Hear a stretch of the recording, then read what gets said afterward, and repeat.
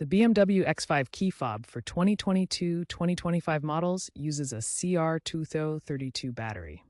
When you see a key fob low battery warning on your iDrive system, it's time for a replacement. You'll need a CR2032 battery, which typically costs between $2 and $5. You'll also need a small flathead screwdriver or plastic pry tool to open the key fob. Lock your vehicle to prevent accidental activation during the process.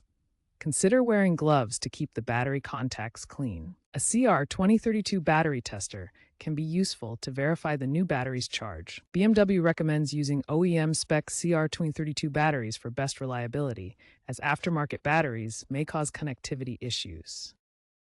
Locate the battery release button or seam on the side of the key fob. Gently pry open the fob housing using your tool.